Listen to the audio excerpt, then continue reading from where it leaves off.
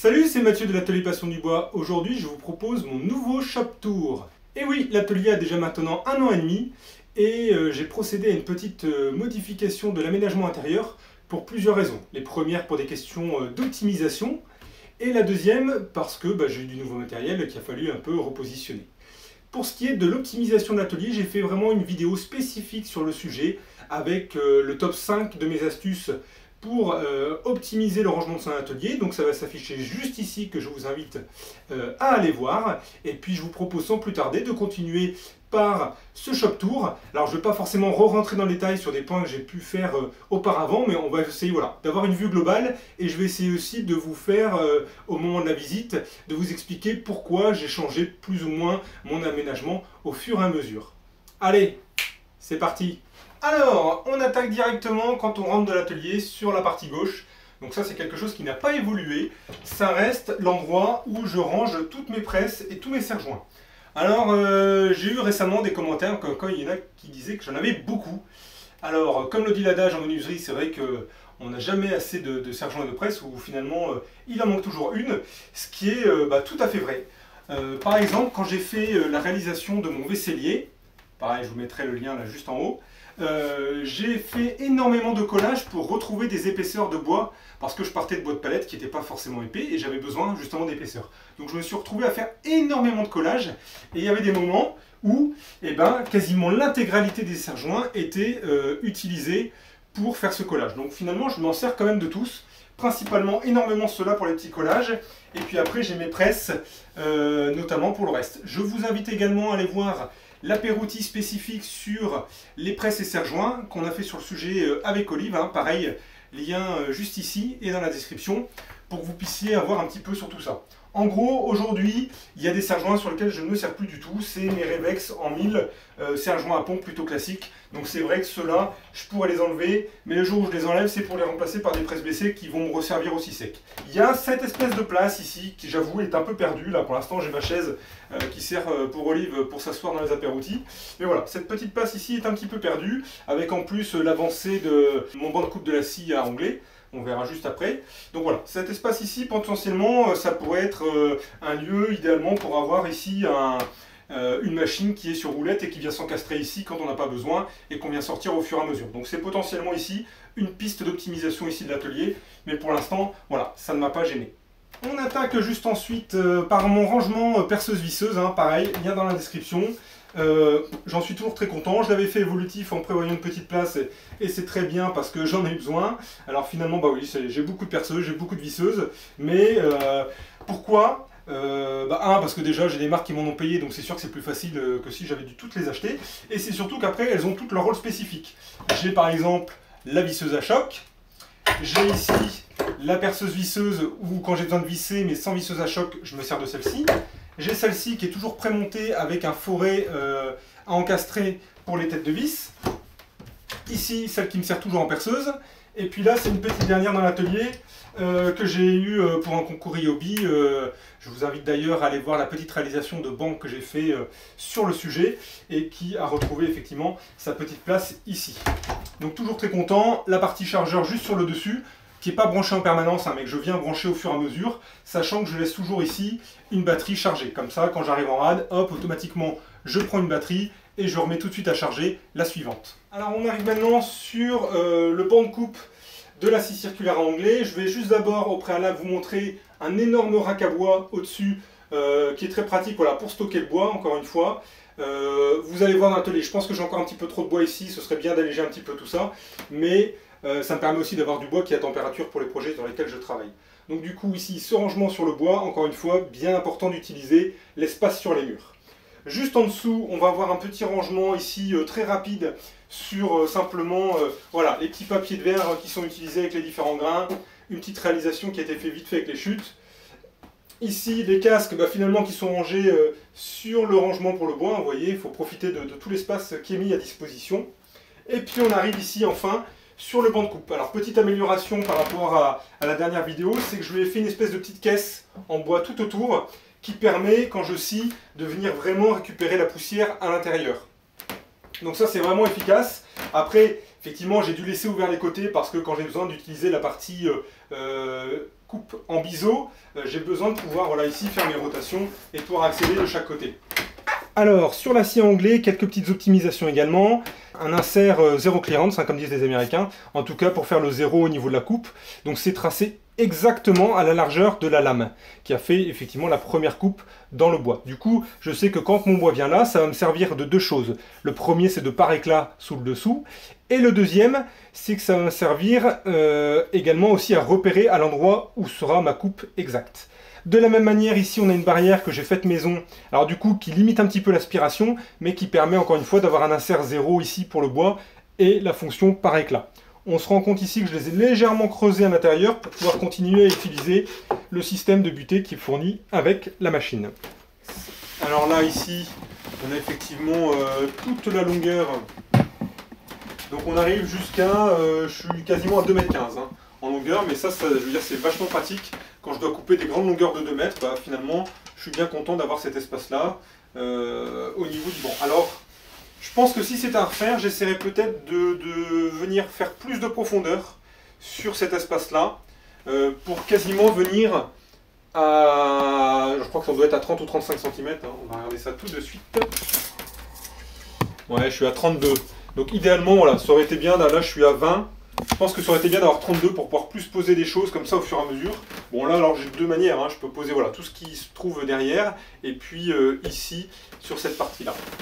Sur le côté, un petit rangement pour les chutes, voilà, bien pratique. Éventuellement, je pourrais faire une petite étagère sur le dessus. Il n'y a pas de problème par rapport à ça. On passe maintenant sous le banc de coupe avec une partie rangement en bois. Alors ça, c'est nouveau. Hein. Avant, j'avais ici quelques tiroirs de rangement et puis quelques caisses, je crois, d'outillage. Donc j'ai fait plutôt ici un rangement en bois parce que j'ai ma scie sous table qui se trouve là juste derrière et puis là j'ai mon banc de coupe, donc c'est quand même plus utile de les avoir à cet endroit-là. Et surtout, c'était des toutes petites chutes qui peuvent rentrer en long au niveau de la largeur de la table. Alors, on enchaîne ensuite avec mon aspirateur qui me sert pour tout ce qui est électroportatif. Ici, un petit caisson sur roulette pour tout ce qui est chute et qui se trouve juste derrière la scie à onglet. Hein. Comme ça, quand je coupe, je peux directement jeter les chutes. Et il est sur roulette, pourquoi? Pour pouvoir l'emmener éventuellement vers le poste de la scie à ruban. Pareil, quand j'ai des découpes à faire, pour éviter de faire des allers-retours dans l'atelier. Juste après, l'aspirateur qui lui est dédié pour la scie à onglet électrique et qui bien sûr démarre automatiquement quand la scie démarre. Alors on attaque maintenant avec le mur du fond. Hein. Encore une fois, j'utilise l'espace au maximum. Donc vous voyez, il y a les rails ici de ma scie circulaire, quelques guides de défonceuse ou de scie sous table. Derrière, un premier chariot sur roulette pour ma raboteuse, qui me sert encore de temps en temps, hein, quand j'ai notamment, puisque j'ai une dégauchisseuse raboteuse, et quand j'ai besoin des fois de redégauchir juste une palette et de ne pas bouger les réglages, j'aime bien ici avoir une raboteuse spécifique sur le côté, c'est quand même plus pratique. On passe ensuite ici au gros panneau avec tous mes outils principaux. Encore une fois, ce panneau était fait pour quoi? Pour des questions de facilité. Je suis ici sur mon établi, je me retourne, je prends mon marteau et hop, ça y est, c'est parti. Et je le remets aussi sec. Donc ça permet vraiment d'accéder rapidement à tous les outils dont on a le plus besoin. Et puis surtout, encore une fois, de les remettre facilement en place pour des questions de sécurité derrière. Alors, nouveauté cette année, petite étagère que j'ai fait pour tous mes outils manuels pour lesquels je suis de plus en plus amoureux. Voilà, c'est vraiment très agréable de travailler avec des outils manuels. Donc du coup, voilà, la série de rabots, Vastring, les planes. Donc voilà, c'est vraiment quelque chose de très pratique. Et puis ça a un côté vraiment sympathique, je ne veux pas dire collection en expo parce que finalement, ils servent quand même au quotidien. Mais encore une fois, voilà, rapidité d'accès, je le prends, je repose, et puis c'est parti. Alors, juste en dessous, une petite armoire avec 3 tiroirs pour tout ce qui est accessoires, tout ce qui est électrique quand je fais des lampes et autres, tout ce qui est accessoires pour la partie aspirateur. Ça, j'aimerais bien recaser ça ailleurs et enlever cette partie-là. Ici, ma défonceuse sous table, hein, pareil, vous retrouvez les liens en description.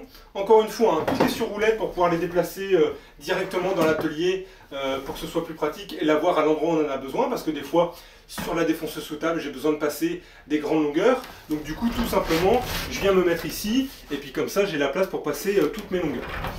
En même temps, toutes ces dessertes sont faites à la même hauteur, comme ça peut servir derrière pour reposer potentiellement du bois qui pourrait être en équilibre d'un plateau vers un autre. Hein. Donc ça c'est important encore une fois de garder une harmonie dans tous vos petits supports comme ça mobiles. Et ça me sert voilà, notamment aussi des fois de dessert dans les projets. Quand je suis en train de bricoler ici, tous mes outils sont posés là. Voilà, ça me sert en même temps sur cette partie-là.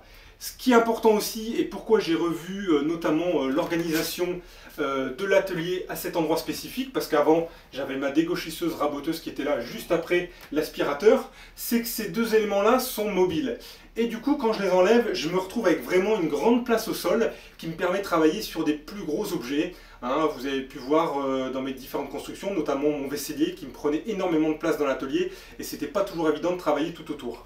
Du coup, avec cette nouvelle organisation, je me retrouve vraiment ici avec une grosse surface au sol qui me permet de travailler sur des plus gros projets, on va dire de manière plus facile. On continue toujours sur le mur du fond avec cette fois-ci la scie à ruban que je suis venu positionner ici. Alors elle était auparavant près de la porte d'entrée et au final, voilà, je l'ai positionnée pour qu'elle soit ici collée contre un mur. Parce que cette partie-là, ici derrière, il n'y a aucun problème, j'ai pas besoin d'avoir cet espace-là, donc ça je peux essayer de le coller au plus possible au mur. Alors là, elle n'est pas collée à fond, pourquoi? Parce qu'il y a le trépied qui est légèrement de biais pour pouvoir avoir la stabilité, donc du coup c'est mis comme ça. Et cette table, voilà, me permet derrière de bien arriver devant, et si jamais j'ai besoin de travailler sur des grandes longueurs, encore une fois, pas de souci. Je recule simplement, on a vu ma défonceuse sous table qui est sur roulette, et je peux reculer ma scie à ruban pour pouvoir travailler sur des grandes longueurs sans souci. Donc encore une fois, tout est fait pour pouvoir être bougé comme ça rapidement. Donc là, juste au pied de mon étagère et entre la scie à ruban, j'ai mon petit compresseur ici qui me sert pour tout ce qui est voilà, soufflette dans l'atelier pour nettoyer des choses, ou après bien sûr l'aspect cloueur. Ici, sous la scie à ruban, il faudrait que je me fasse un petit espace de rangement avec notamment une barrière là, enfin en tout cas un guide que j'avais fait pour la recoupe. Et puis en dessous, ma petite dégauchisseuse maison qui, je vous l'avoue, je ne sers plus beaucoup. Alors sur le haut ici, juste un dernier petit rangement. Ça c'est du bois qui n'est pas utilisé pour les projets, c'est du bois spécifique qui me sert pour mes collages. Pour prendre en sandwich les panneaux pour éviter qu'ils tuilent. Donc c'est vraiment voilà, tous ces petits bois qui me servent uniquement pour tout ce qui est collage et qui est stocké ici. Alors on attaque maintenant par le mur droit quand on rentre de l'atelier. Auparavant j'avais deux étagères comme celle-ci qui étaient collées sur le mur là-bas. Et ça a été une de mes optimisations de l'atelier, c'est de virer une de ces armoires qui servait notamment à maintenir toutes les valises et toutes les mallettes de l'électroportatif qui est par exemple sorti comme tout ce qui est perceuse visseuse.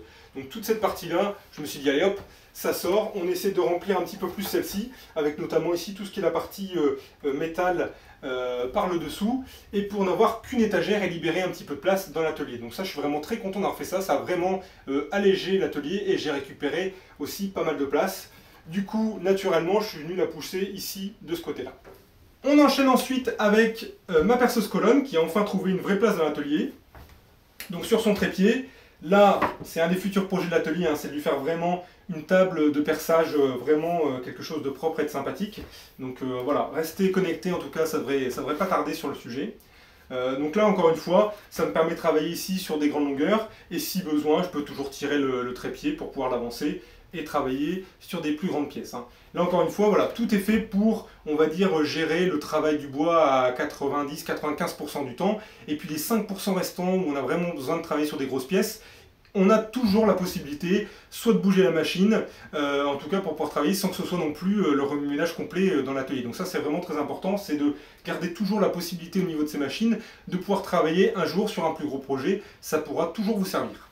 Alors, on arrive maintenant sur une grosse optimisation de l'espace de l'atelier, c'est ce petit carte mobile pour mes ponceuses stationnaires qui était auparavant juste là sur une table hein, et qui finalement prenait énormément de surface pour pas grand chose parce que les deux machines ne servaient jamais en même temps. Du coup, j'ai fait ce petit carte sur roulette, alors du coup je vais libérer les freins et qui me permet simplement de l'avancer, de retirer ici une petite poignée et de pouvoir basculer simplement d'une machine à l'autre. Donc là, c'est un gain de place énorme dans l'atelier, puisque de toute façon, je ne me sers jamais des deux machines en même temps. Donc je suis vraiment là, très content du résultat. Et derrière, je peux venir brancher mon aspirateur au fur et à mesure. Hop, on rebascule, on passe à celle-ci, simplement, on remet la cale, on recule, les freins, et c'est réglé. On peut déjà réutiliser celle-ci. Il n'y a plus qu'à brancher l'aspirateur directement dessus. Alors juste au-dessus, on est toujours sur le mur droit de l'atelier. J'ai refait un petit rangement Pour le bois, auparavant ce bois-là était dans un rangement juste là sur le côté, hein, quand on rentrait tout de suite sur la droite. Donc je l'ai complètement enlevé et ce bois aura tendance à disparaître au fur et à mesure et il ne sera pas remplacé. Le but c'est voilà, de libérer et de vraiment encore une fois ne pas avoir trop de bois dans l'atelier pour avoir un petit peu plus de place. Donc là ici, c'est pas un rack spécifique pour le bois, c'est simplement des rails métalliques et système de crochet qui est vendu notamment pour tout ce qui est penderie et placard dans les chambres. Hein. Et vous voyez, ça suffit largement pour tout le poids qu'il y a dessus. Derrière, c'est bien vissé directement dans mon bois d'ossature du mur et ça n'a pas bronché. Derrière ici, un petit rangement pour tout ce qui est voilà, petites vis, etc. pour les différents projets.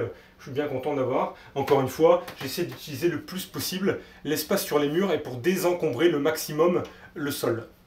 Alors, on enchaîne maintenant dans le coin arrière droit de l'atelier, dans lequel je suis venu mettre mon aspirateur à copeaux et qui peut simplement alors venir voilà, se tirer quand on a besoin de vider le sac. Hein. Derrière, j'ai mon petit aspirateur qui me sert pour les ponceuses que je peux juste déplacer pour pouvoir reculer directement cet aspirateur. Alors on passe maintenant sur le mur du fond, un dernier petit rangement mobile pour le bois. Encore une fois, celui-là je suis en train de le vider et à la fin il va sauter. Hein. Le but c'est vraiment d'avoir le minimum de bois dans l'atelier, j'ai pas besoin d'avoir autant de bois. Donc là c'est des restes de la construction de l'atelier, c'est des palettes que j'ai démontées, voilà, j'ai plein d'autres choses. Mais voilà, tout ça c'est en train de partir au fur et à mesure, encore une fois, pour libérer de l'espace au maximum pour pouvoir travailler. J'ai ensuite quelques caisses d'électroportatifs. Vous verrez que le reste est sous l'îlot central que l'on verra juste après. Donc voilà ici, idéalement je pense me faire, une fois que le bois sera parti, un petit rangement qui correspond à peu près à la largeur de la fenêtre, dans lequel je vais pouvoir ranger ces différents systénaires ou sortenaires en fonction des marques. Donc ça je pense que ce sera un petit truc sympa ici pour pouvoir ranger tout ça et du coup limiter encore une fois la place que ça me prend dans l'atelier. Alors, des nouveaux venus dans l'atelier sous le compteur électrique et juste à l'entrée, c'est des extincteurs, c'est chose que je n'avais pas jusqu'à un petit moment, et du coup j'y ai remédié. Donc un extincteur classique pour tout ce qui est, on va dire, bois ou autre chose qui pourrait brûler, et un vraiment spécifique que pour l'électricité avec la partie mousse. Donc il me reste juste à l'accrocher, celui-là c'est pas encore fait. Mais voilà, c'est vraiment quelque chose que je vous recommande dès que vous avez un atelier, des machines qui tournent, d'autant plus quand vous avez un atelier en ossature bois, c'est vraiment très important, c'est ayez votre extincteur à côté, on ne sait jamais, et finalement ça coûte moins cher d'acheter un extincteur que de refaire la construction complète de votre atelier, voire même de racheter tout l'outillage qui aurait cramé.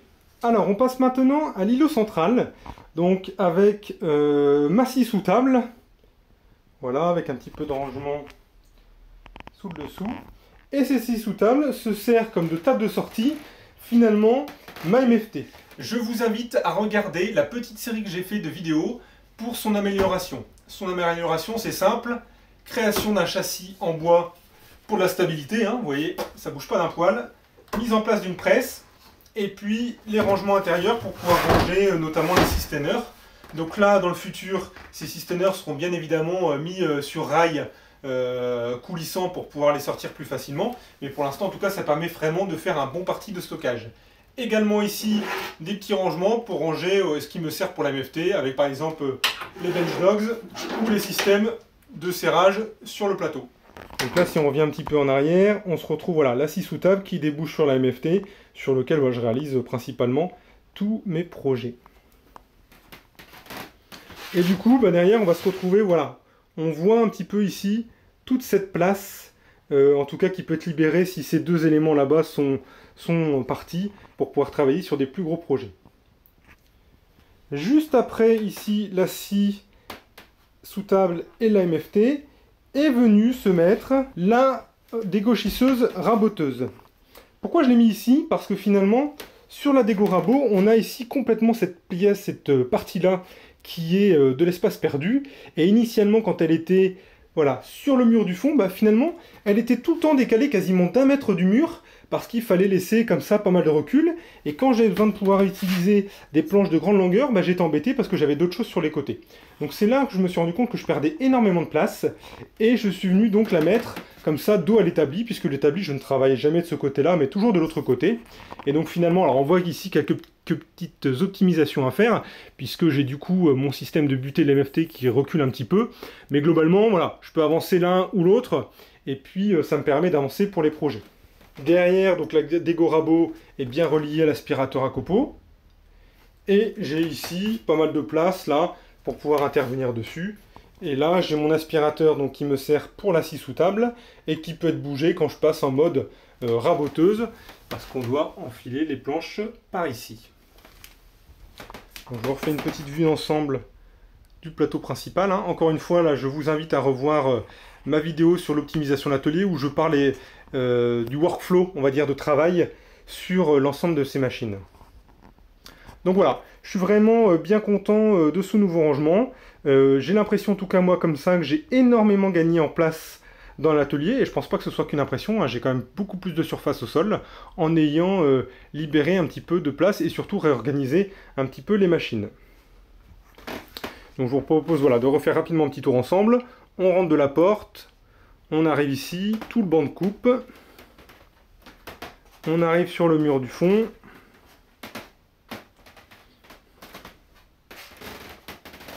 Voilà, on arrive sur les machines stationnaires. On arrive voilà, par l'entrée. Et j'ai bien sûr ici au milieu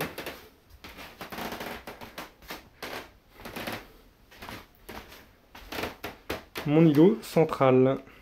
Alors, quelques petites remarques là, suite à cette visite.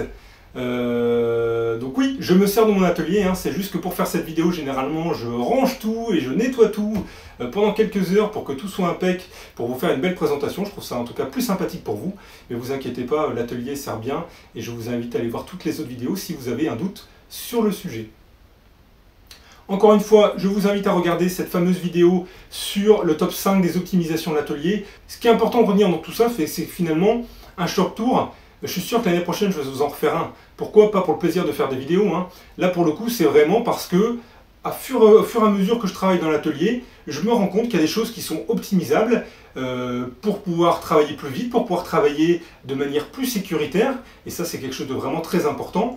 Et du coup, voilà, je n'hésite pas comme ça à modifier l'atelier au fur et à mesure. De toute façon, l'atelier vit aussi pendant les projets, hein, ou en fonction des gros projets, des petits projets, ou si j'ai deux projets en parallèle, potentiellement il y a des choses qui vont être bougées temporairement dans l'atelier. Donc c'est vraiment très important de garder en tête cet esprit-là, et notamment de mettre le plus possible de choses sur roulette, et de ne pas se dire que bah non, ça c'est là, j'ai décidé que c'était là, et ça resterait là. C'est pas vrai. Quand vous avez votre atelier, il faut vraiment qu'il puisse bouger et vivre en fonction de vos projets. Ça c'est vraiment le plus important possible. Alors, vous retrouverez dans la description l'ensemble des liens de tous les systèmes de rangement, les bancs de coupe, etc., amélioration de l'MFC. Vous allez pouvoir tout retrouver ça dans la description, je vous remettrai tout. Vous trouverez également ici en lien une playlist dans laquelle je mets toutes les vidéos qui concernent l'atelier, que ce soit tout ce qui est aspect rangement établi, où vous retrouverez voilà, toutes ces vidéos qui me servent dans la construction et l'amélioration de l'atelier de manière générale. Vous trouverez également dans la description tous les liens vers mon blog concernant la construction de l'atelier, si ça vous intéresse et si vous ne l'avez pas déjà vu, où vous allez pouvoir revoir en 11 étapes complètes la construction de l'atelier que j'ai réalisé il y a à peu près 1 an et demi maintenant. Alors voilà, ce shop tour touche à sa fin. J'espère que cette petite vidéo vous a plu. Si vous avez des questions, n'hésitez pas à les mettre en commentaire. Je me ferai un plaisir d'y répondre. Et puis surtout, si vous n'êtes pas abonné à la chaîne, c'est le moment. Allez-y, comme ça vous serez informé des prochaines vidéos. Et puis je vous dis surtout, à bientôt. Allez, ciao.